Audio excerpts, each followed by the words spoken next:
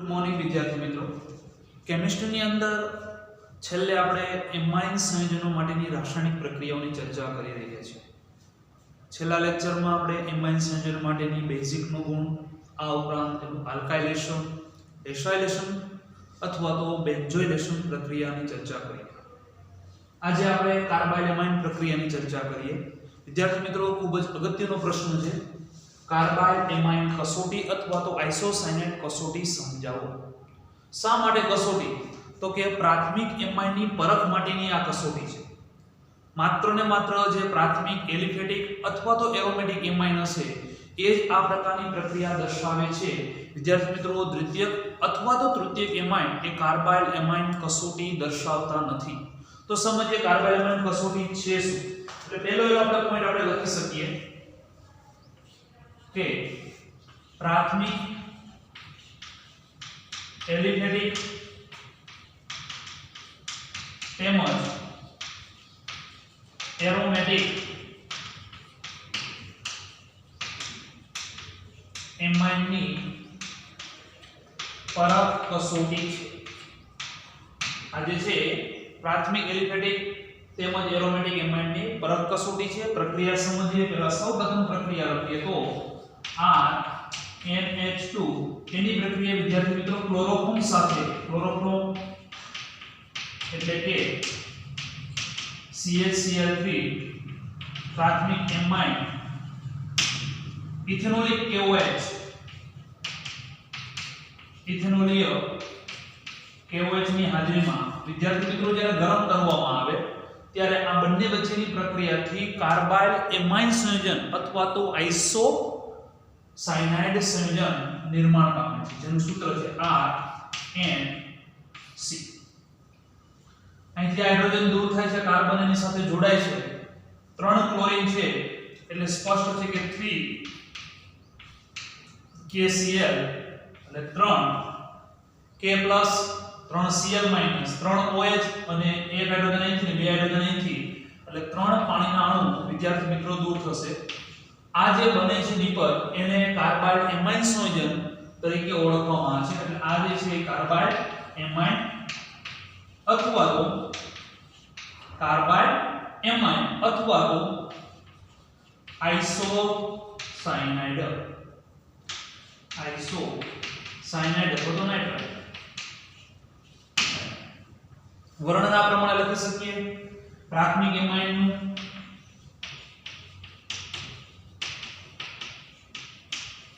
CHCl એટલે કે chloroform સાથેની પ્રક્રિયા, ઇથેનોલીય KOH ની હાજરીમાં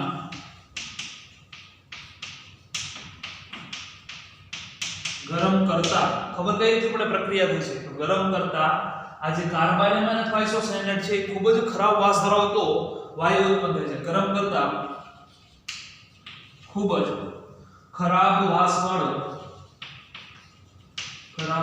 ધરાવતો વાયુ આઇસોસાયનાઇડ અથવા તો કાર્બાઇલ એમાઇન સંયોજન આપે છે. વિદ્યાર્થી મિત્રો, માત્ર પ્રાથમિક એમાઇન આ પ્રક્રિયા આપે, દ્વિતીયક અને તૃતીયક એમાઇન આ કસોટી આપતા નથી. એટલા જ માટે પ્રાથમિક એમાઇનની પરખ માટેની સૌથી અગત્યની પ્રક્રિયા હોય તો એ છે કાર્બાઇલ એમાઇન કસોટી અથવા કાર્બાઇલ એમાઇન પ્રક્રિયા, જેને આપણે આઇસોસાયનાઇડ કસોટી તરીકે પણ ઓળખી શકીએ છીએ. લખી લે. ત્યારબાદ વિદ્યાર્થી મિત્રો HNO2 એટલે કે નાઇટ્રસ એસિડ સાથેની પ્રક્રિયા.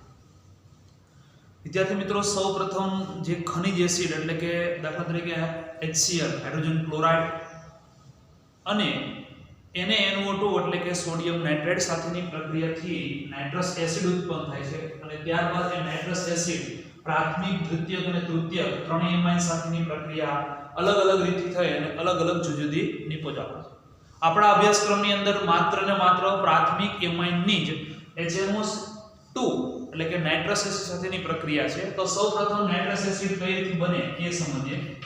તો NaNO2 HCl સ્પષ્ટ છે. H અને NO2 એટલે HNO2 નાઇટ્રસ એસિડ. જો 3 હોય તો નાઇટ્રિક ઇક લાગે, એક ઓક્સિજન ઓછો એટલે અસ નાઇટ્રસ એસિડ પ્લસ NaCl. આ જે નાઇટ્રસ એસિડ છે એ પ્રાથમિક એમાઇન, દ્વિતીયક એમાઇન અને તૃતીયક એમાઇન સાથે અલગ-અલગ રીતથી પ્રક્રિયા આપે છે. અહીંયા માત્ર ને માત્ર આપણે પ્રાથમિક એલિફેટિક એમાઇન અને પ્રાથમિક એરોમેટિક એમાઇન સાથેની પ્રક્રિયા સમજીએ. તો સૌપ્રથમ પ્રાથમિક એલિફેટિક એમાઇન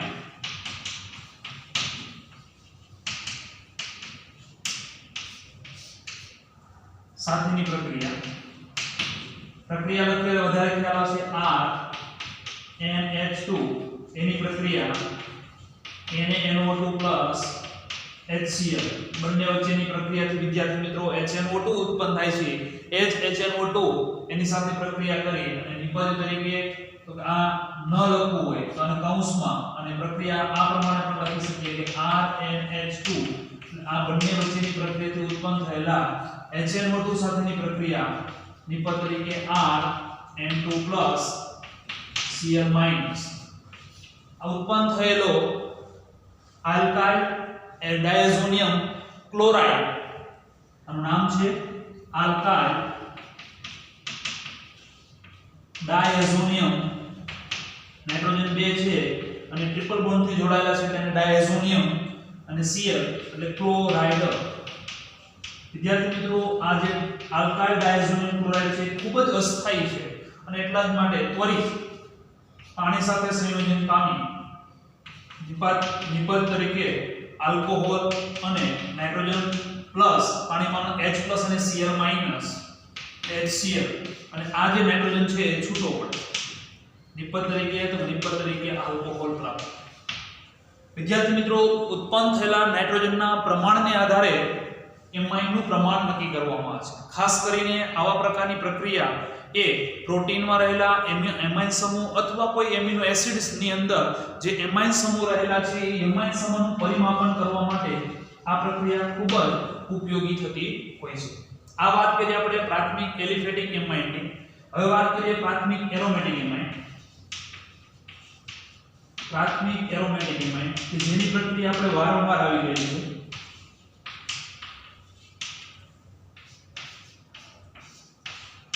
બેન્ઝીન ઉપર NH2 એટલે એનિલીન એની પ્રક્રિયા NaNO2 HCl નીચા તાપમાને એટલે કે 273 થી 278 કેલ્વિન તાપમાને.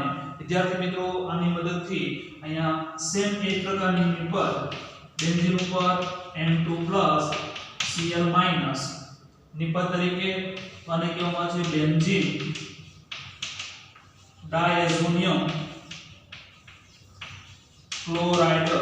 અને આ બેન્ઝીન ડાયઝોનિયમ ક્લોરાઇડમાંથી આપણે 10મા ચેપ્ટરની અંદર ક્લોરોબેન્ઝીન, બ્રોમોબેન્ઝીન ઉપરાંત ફ્લોરોબેન્ઝીનની બનાવટ સમજાતા આયોડોબેન્ઝીનની બનાવટ આપણે આવશે. આ ચેપ્ટરની અંદર પણ આપણે કેટલીક આની આગળ પ્રક્રિયાઓ પણ આપણે સમજવાની છે. વિદ્યાર્થી મિત્રો અહીંયા જે આલ્કાઇલ ડાયઝોનિયમ ક્લોરાઇડ હતો એ ખૂબ જ અસ્થાયી છે, જ્યારે બેન્ઝીન ડાયઝોનિયમ ક્લોરાઇડ છે એ આની સાપેક્ષમાં થોડો સ્થાયી છે અને એટલા માટે આની પ્રક્રિયા આપણે આગળ સમજી શકીએ અને એનો આખો અભ્યાસક્રમ આપણે આ ચેપ્ટરમાં આગળ સમજવાના છે. લખી લે. ત્યારબાદ વિદ્યાર્થી મિત્રો એરાઇલ સલ્ફોનાઇલ ક્લોરાઇડ સાથેની પ્રક્રિયા. વિદ્યાર્થી મિત્રો એરાઇલ સલ્ફોનાઇલ ક્લોરાઇડ એટલે કે બેન્ઝીન ઉપર SO2Cl2 કે જેને હિન્સબર્ગ પ્રક્રિયક તરીકે પણ ઓળખવામાં આવે છે. બેન્ઝીન ઉપર SO2Cl2 જેનું નામ બેન્ઝીન સલ્ફોનાઇલ ક્લોરાઇડ. બેન્ઝીન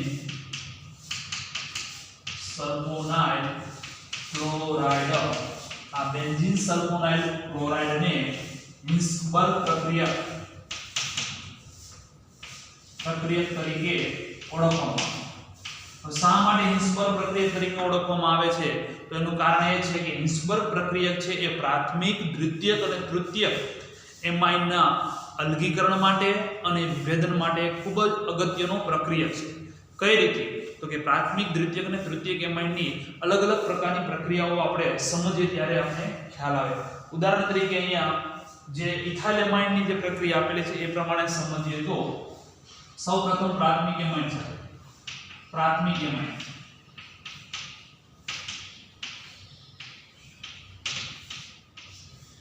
પ્રાથમિક એમાઇન તરીકે તો કે C2H5NH2 એની પ્રક્રિયા હું આને આ રીતે લખું છું SO2 અને બેન્ઝીનની ring benzene sulphonyl chloride.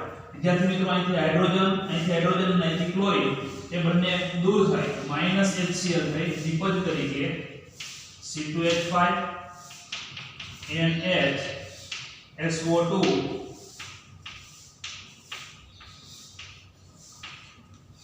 બેન્ઝીનની ring. વિદ્યાર્થી મિત્રો બેન્ઝીન ઉપર CONH2 હોય તો આપણે એને બેન્ઝેન એમાઇડ પ્રત્યે લગાડીએ છીએ. અહીંયા સલ્ફોન એમાઇડ છે અને એના N ઉપર ઇથાઇલ સમૂહ હાજર છે એટલા માટે આનું નામ લખી શકીએ N ઇથાઇલ સલ્ફોનેમાઇડ. એમાઇડ પ્રત્યે લાગશે કારણ કે SONH2 એમાં હાઇડ્રોજનનું વિસ્થાપન ઇથાઇલ વડે થયેલું છે એટલે એનું નામ છે N ઇથાઇલ સલ્ફોનેમાઇડ. સેમ આ પ્રમાણે દ્વિતીયક એમાઇનની પ્રક્રિયાની વાત કરીએ તો દ્વિતીયક એમાઇન વિદ્યાર્થી મિત્રો દ્વિતીયક એમાઇનની પ્રક્રિયા એટલે કે C2H5NH C2H5 Cl SO2 બેન્ઝીનની ring same as it hydrogen અને Cl એટલે -HCl થઈ નિપજ તરીકે C2H5N નીચે C2H5 એની સાથે તો એની સાથે SO2 અને બેન્ઝીનની રિંગ.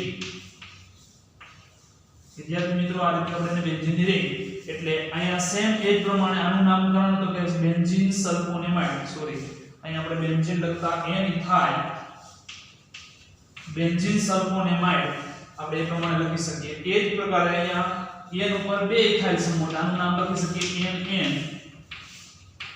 ડાઇથાઇલ benzene sulphonamide. વાત કરીએ તૃતીયક એમાઇનની તો કે તૃતીયક એમાઇનની વાત કરીએ તો તૃતીયક એમાઇન એનું બંધારણ દર્શાવીએ તો C2H5 ત્રણ વખત અને નાઇટ્રોજન એની પ્રક્રિયા હિન્સબર્ગ પ્રક્રિયા બેન્ઝીન સલ્ફોનાઇલ ક્લોરાઇડ સાથેની પ્રક્રિયા કરવામાં આવે તો વિદ્યાર્થી મિત્રો અહીંથી ક્લોરીન પણ અહીં હાઇડ્રોજન છે નહીં એટલે તૃતીયક એમાઇન બેન્ઝીન સલ્ફોનાઇલ ક્લોરાઇડ સાથેની પ્રક્રિયા આપતું નથી. એટલે પ્રક્રિયા આપતું નથી.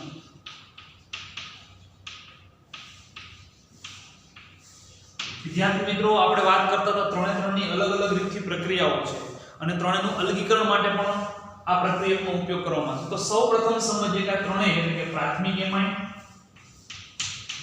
દ્વિતીયક એમાઇન અને તૃતીયક એમાઇન. વિદ્યાર્થી મિત્રો ત્રણેય સાથેની બેન્ઝીન સલ્ફોનાઇલ ક્લોરાઇડ સાથેની પ્રક્રિયાથી તૃતીયક એમાઇન પ્રક્રિયા આપશે ને એટલે એને અલગ કરી શકાય. કારણ કે આ બંને પ્રક્રિયાથી આ જે બંને હશે એ દ્રાવ્ય હશે.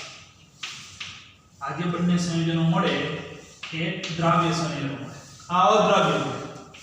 પ્રક્રિયા ન આપે એટલે એની સાથેનો અદ્રાવ્ય સંયોજન એટલે આને તૃતીયક એમાઇન આપણે અલગ કરી શકીએ. વાત કરીએ જે બંને દ્રાવ્ય સંયોજનો છે એ બંનેમાં સમજીએ તો આની પાસે હાઇડ્રોજન છે. વિદ્યાર્થી મિત્રો અહીંયા જે હાઇડ્રોજન છે એ હાઇડ્રોજન એસિડિક હાઇડ્રોજન છે.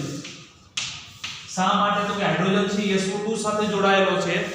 સલ્ફોનિક એસિડ વાળો ભાગ એટલે હાઇડ્રોજન SO2 સાથે નાઇટ્રોજન છે એની સાથે હાઇડ્રોજન જોડાયેલો છે એટલે આ હાઇડ્રોજન એસિડિક હાઇડ્રોજન હશે અને એસિડિક હાઇડ્રોજન હોવાને કારણે સરળતાથી આલ્કલીમાં દ્રાવ્ય જો આમાં આલ્કલી ઉમેરવામાં આવે આલ્કલી એટલે દાખલા તરીકે KOH સાથેની પ્રક્રિયા તો વિદ્યાર્થી મિત્રો આલ્કલીમાં એ દ્રાવ્ય નિપજ આપશે. અહીં નિપજ આપે સ્પષ્ટ છે કે અહીંથી H+ ને અહીંથી OH- Ka+ એની સાથે જોડાય એટલે ક્ષારીય નિપજ Na ઉપર પ્લસ અને એની સાથે K+ જોડાયેલો છે એટલે દ્રાવ્ય નિપજ આપશે. અહીંયા તો કે અહીંયા હાઇડ્રોજન એસિડિક નથી કારણ કે હાઇડ્રોજન જ નથી. નાઇટ્રોજન પાસે હાઇડ્રોજન જ નથી એટલા માટે હાઇડ્રોજન એસિડિક નથી અને નથી એટલા માટે આલ્કલીમાં અદ્રાવ્ય. દાખલા તરીકે આલ્કલી તરીકે કેવો લઈએ તો A નિપજ એ અદ્રાવ્ય નિપજ આપશે. એટલે હવે આ બંનેમાંથી દ્રાવ્ય અને અદ્રાવ્ય અલગ કરી શકીએ અને એટલા જ માટે બેન્ઝીન સલ્ફોનાઇલ ક્લોરાઇડમાં ઉપયોગમાં લેવાતો હિન્સબર્ગ પ્રક્રિયક છે એ પ્રાથમિક દ્વિતીયક તૃતીયક એમાઇનના વિભેદન માટે અલગીકરણ માટે ખૂબ જ ઉપયોગી પ્રક્રિયક છે. હાલના તબક્કે આના આપવામાં બીજો પ્રક્રિયકનો ઉપયોગ કરવામાં આવે છે જેનું નામ છે પેરાટોલ્યુઇન સલ્ફોનાઇલ ક્લોરાઇડ.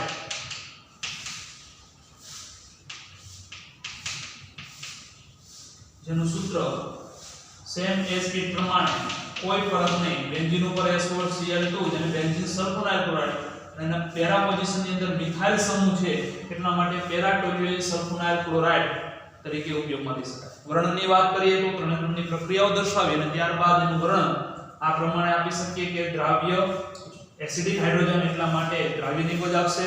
અહીંયા દ્રાવ્ય એસિડિક હાઇડ્રોજન નથી એટલે અદ્રાવ્ય નિપજ આપશે અને અહીંયા અદ્રાવ્ય નિપજ પહેલેથી જ આપણે અલગ કરી શકીએ. આ રીતે વિદ્યાર્થી મિત્રો એરાઇલ સલ્ફોનાઇલ ક્લોરાઇડનો ઉપયોગ એ પ્રાથમિક દ્વિતીયક અને તૃતીયકના અલગીકરણ માટે અને વિભેદન માટે ખૂબ જ ઉપયોગી એવો પ્રક્રિયક છે. લખી લે. ત્યારબાદ વિદ્યાર્થી મિત્રો ઇલેક્ટ્રોન અનુરાગી વિસ્થાપન પ્રક્રિયા. વિદ્યાર્થી મિત્રો ઇલેક્ટ્રોન અનુરાગી વિસ્થાપન પ્રક્રિયા એટલે કે halogenation, radial craft alkylation, acylation, nitration, સલ્ફોનેશન વગેરે પ્રક્રિયા. તો સૌપ્રથમ આપણે એનિલિનની ઇલેક્ટ્રોન અનુરાગી વિસ્થાપન પ્રક્રિયા સમજતા પહેલા એનિલિન એટલે કે બેન્ઝીન ઉપર રહેલો NH2 સમૂહ છે એ કેવું નિર્દેશન અસર ધરાવે છે એ સમજવું જરૂરી છે.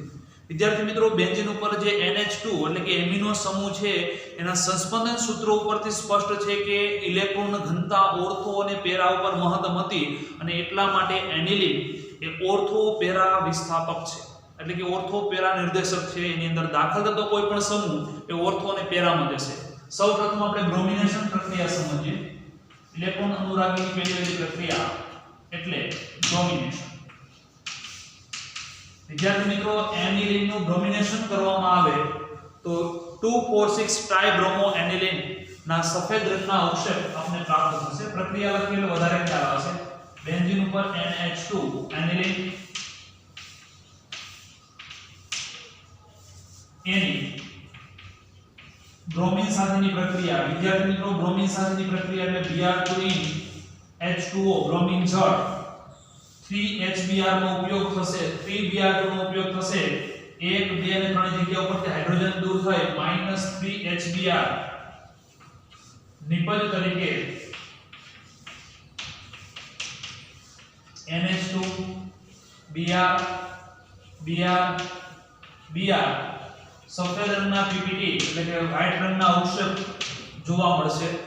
નામ લખવું તો લખી શકીએ. બીજા નંબરના, ચોથા નંબરના અને છઠ્ઠા નંબરના કાર્બન ઉપર બ્રોમો છે એટલે 2,4,6 ટ્રાઇબ્રોમો એનિલિન પ્રાપ્ત થાય. વર્ણન એકદમ સરળ છે. એનિલિનની બ્રોમિન જળ સાથેની પ્રક્રિયા કરતા 2,4,6 ટ્રાઇબ્રોમો એનિલિન મળે છે. હવે અહીંયાથી આગળ વધીએ તો માત્ર ને માત્ર એક જ વિસ્થાપિત આ ટ્રાય વિસ્થાપિત નિપજ છે. 3 બ્રોમિન સમૂહ દાખલ થાય છે. જો મોનો વિસ્થાપિત નિપજ જોતી હોય તો સૌપ્રથમ જે NH2 સમૂહ છે એને એની જે ક્રિયાશીલતા છે એની ક્રિયાશીલતામાં ઘટાડો કરવો પડે અને એના માટે સૌપ્રથમ આપણે એનું એસિટિલેશન પ્રક્રિયા કરીએ. એટલે બેન્ઝીન ઉપર NH2 એની એસાઇલેશન પ્રક્રિયા એસિટિલેશન આપણે ખ્યાલ છે કે એસિટિલેશન માટે CH3COCl બેઝ તરીકે પિરિડિન ઉદ્દીપકની હાજરીમાં માઈનસ હાઇડ્રોજન અને Cl એટલે -HCl થશે. એટલે એનિલિનનું નિપજ તરીકે બેન્ઝીન ઉપર NHCOCH3 અને તો કે 1 અને 2 કાર્બન એટલે ઇથેનેમાઇડ En ઉપર ફિનાઇલ રિંગ છે એટલે આનું IUPAC નામ આપણે આપતા હતા N ફિનાઇલ ઇથેનેમાઇડ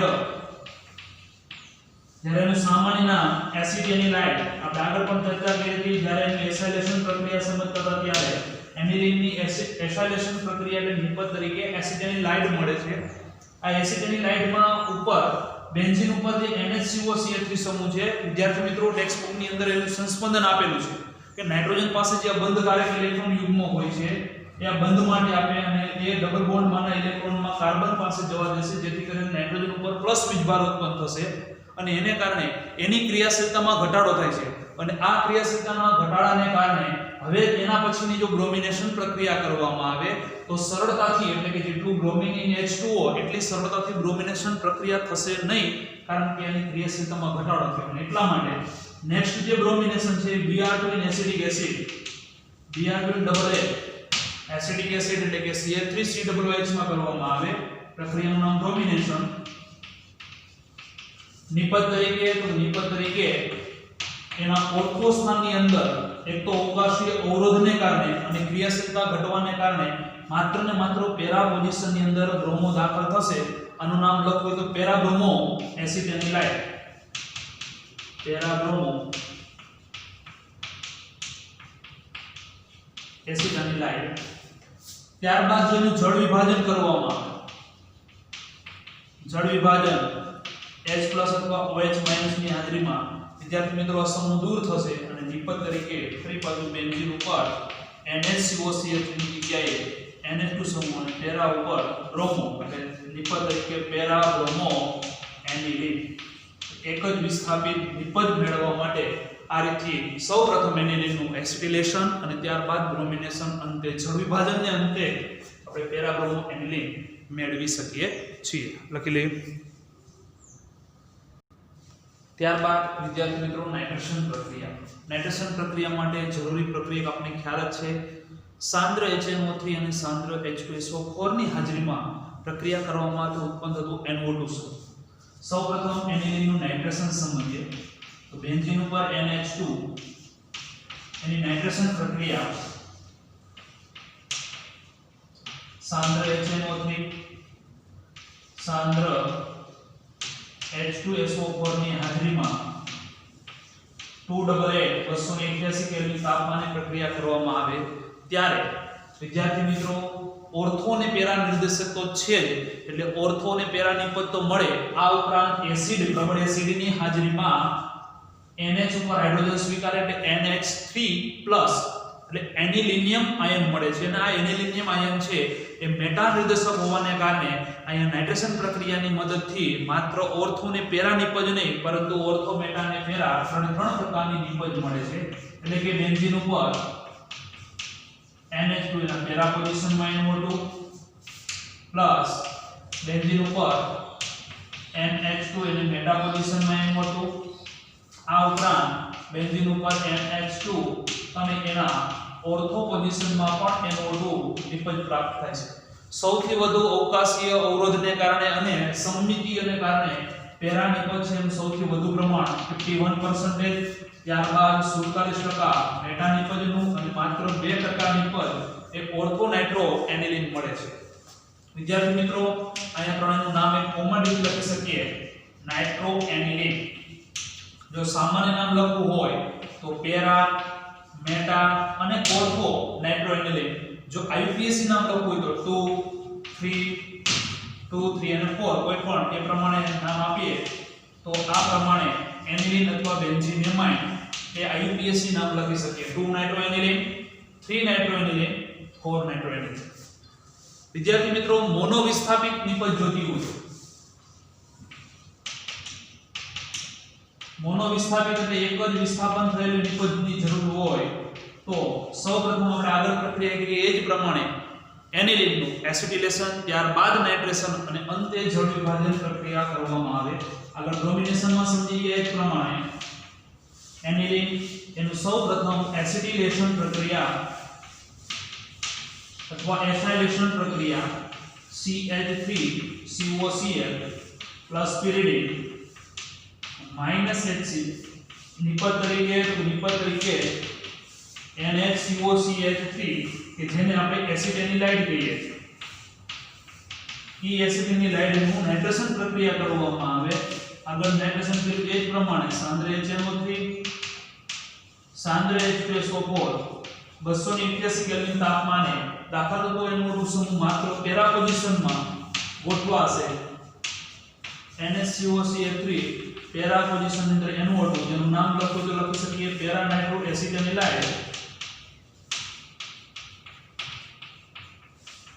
અને અંતે એનું જળ વિભાજન પ્રક્રિયા કરવામાં આવે H+ અથવા OH- ની હાજરીમાં તો જે એસિટાઇલાઇડ નો NaCO3 સમૂહ છે એનું NH2 માં રૂપાંતર પામશે નિપજ તરીકે તો નિપજ તરીકે માત્ર મોનો વિસ્થાપિત તરીકે પેરા નાઇટ્રો એનિલિન નિપજ પ્રાપ્ત થશે આ પ્રક્રિયા નાઇટ્રેશન પ્રક્રિયા આ રીતથી સમજી શકાય લખી લઈએ ત્યારબાદ વિદ્યાર્થી મિત્રો સલ્ફોનેશન પ્રક્રિયા બેન્ઝીન ઉપર SO3S સમૂહ દાખલ કરવો અથવા બેન્ઝીનની રિંગ ઉપર SO3S સમૂહ દાખલ કરવા માટેની પ્રક્રિયા જેને સલ્ફોનેશન પ્રક્રિયા તરીકે ઓળખવામાં આવે છે વિદ્યાર્થી મિત્રો SO3S સમૂહ દાખલ કરવા માટે આપણને ખ્યાલ જ છે કે સાંદ્ર H2SO4 સાથેની પ્રક્રિયા કરવામાં આવે એટલે SO3S સમૂહ દાખલ થાય છે તો એનિલિનમાં પણ એ જ પ્રમાણે SO3S સમૂહ દાખલ કરીએ તો પ્રક્રિયા આ પ્રમાણે સમજી શકીએ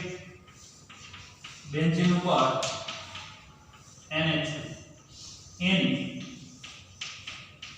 સાંદ્ર H2SO4 સાથેની પ્રક્રિયા કરવામાં આવે આ બેઝ છે અને આ એસિડ છે એટલે એસિડ અને બેઝ વચ્ચેની પ્રક્રિયાથી વિદ્યાર્થી મિત્રો ક્ષાર મળે છે આ H+ અને દાન કરશે એટલે નિપજ તરીકે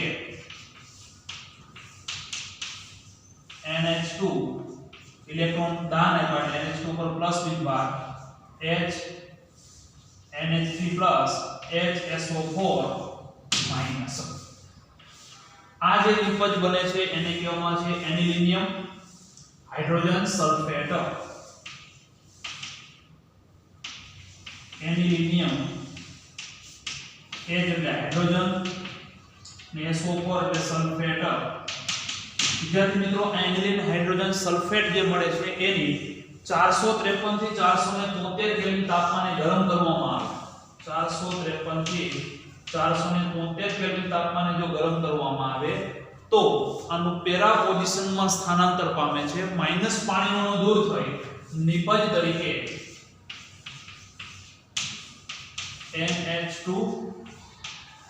અને પેરા પોઝિશનની અંદર SO3H ઓક્સિજન અને બે હાઇડ્રોજન દૂર થાય માઈનસ પાણીનો દૂર થાય વિદ્યાર્થી મિત્રો નિપજ તરીકે હવે આનું નામ આ પ્રમાણે આપી શકાય આને સલ્ફોનિક એસિડ કહેવામાં આવે છે બેન્ઝીન સલ્ફોનિક એસિડ એના પેરા પોઝિશનમાં એમિનો સમૂહ છે એટલે આનું નામ લખી શકાય para amino benzene sulphonic acid para amino benzene sulphonic acid વિદ્યાર્થી મિત્રો para amino benzene sulphonic acid ને વધુ સારી રીતે જોવો તો ખ્યાલ આવશે કે એની પાસે એસિડિક સમૂહ પણ છે અને બેઝિક સમૂહ પણ છે એટલે કે પ્રોટોન દાતા પણ છે અને પ્રોટોન સ્વીકારનાર પણ છે અને એટલા માટે એ આંતર પરિવર્તનશીલ પામી અહીં તમે સમજી શકો કે પ્રોટોન દાન કરીને પ્રોટોન સ્વીકારે એટલે આની ઉપર NH3 પ્લસ અને અહીંયા SO3 ઉપર એ માઈનસ વિભાગ એક જ આયનની અંદર ધનાયન અને ઋણાયન તરીકે બંને એસિડ અને બેઝને કારણે જોવા મળે જેને ઝ્વિટરાયન તરીકે ઓળખવામાં આવે છે અને આ રીતથી વિદ્યાર્થી મિત્રો એ ઝ્વિટરાયન આપે છે ફરીથી એનિલિનની સલ્ફોનેશન પ્રક્રિયાને અંતે છે પેરાએમિનો બેન્ઝીન સલ્ફોનિક એસિડ મળે છે જે આંતર પરિવર્તનશીલને કારણે ઝ્વિટરાયન તરીકે મળે છે આ ઉપરાંત જે પેરાએમિનો બેન્ઝીન સલ્ફોનિક એસિડ છે જેનું નામ સામાન્ય નામ સલ્ફાનિલિક એસિડ તરીકે પણ ઓળખાય છે સલ્ફાનિલિક